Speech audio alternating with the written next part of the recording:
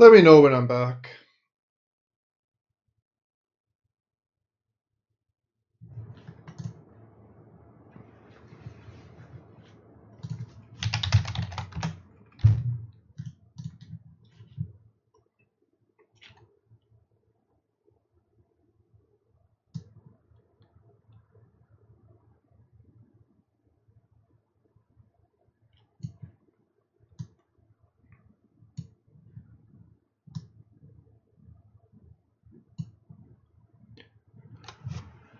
So, just the questions.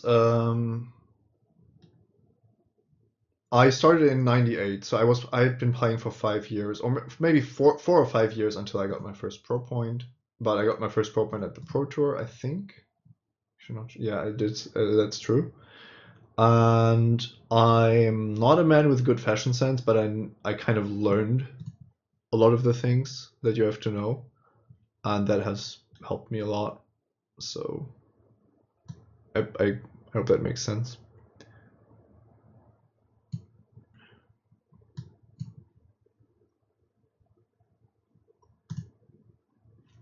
Yeah, I don't know what, and I don't play constructed in SoulForge. I have the cards, but I don't have the time or the interest to build the decks necessary, so I just go with this.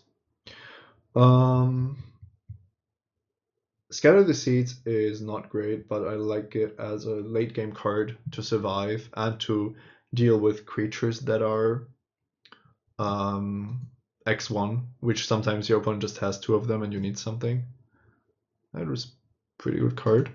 For those that don't know how this works, my opponent played a level 1 creature that is a 3/3, and it goes to be a 9/9 and a 19/19. And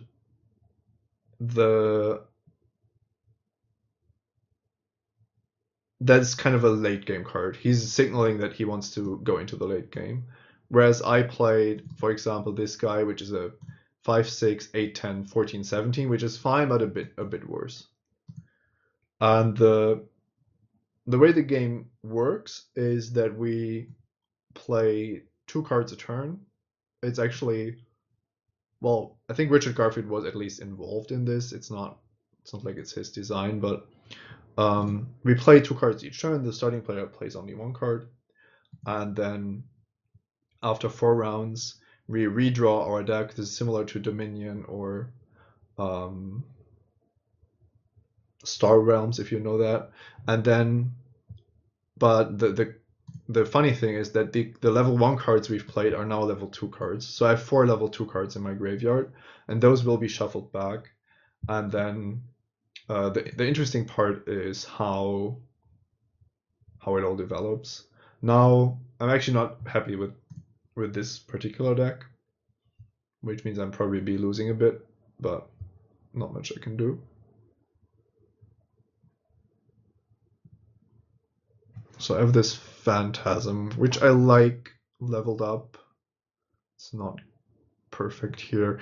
Blocking the Marauder here I don't like because it's just very likely to be better.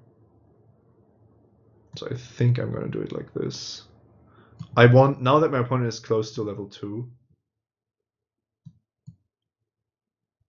I want to get use out of my smaller creatures. And you have the 2 actions per turn, and also you have 1 battle phase where all creatures battle that haven't that have been in play for more than a turn. Okay. Thanks, Comic Lord. I don't really consider myself that, but if you say so.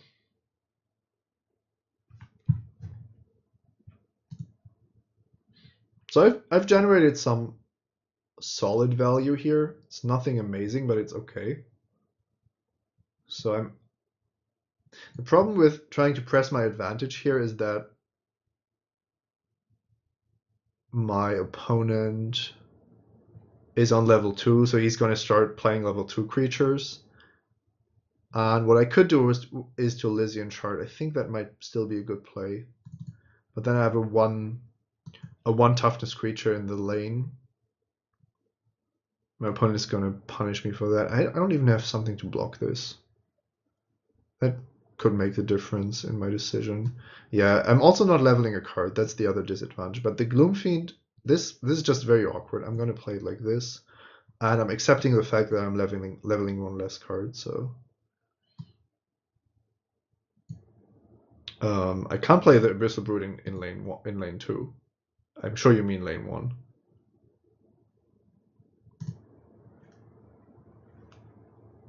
Time for Nissa.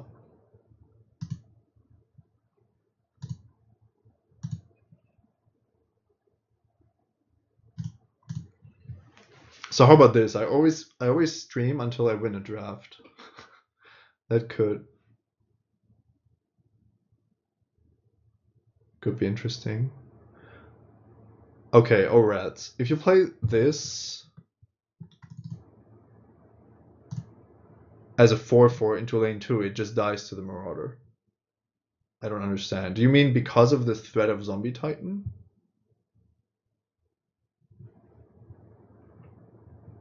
Oh, okay.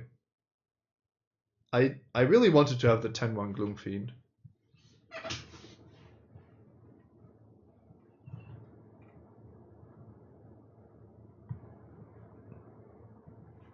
But now I'm getting pseudo punished by the Zombie Titan. Okay, bye bye, Alexios.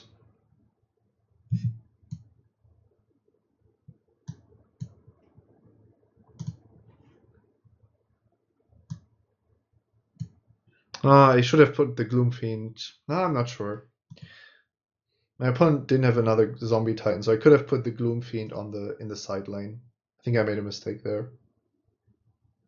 Well, if I win, then I stop streaming, so it's only a 24-hour stream if I continue losing.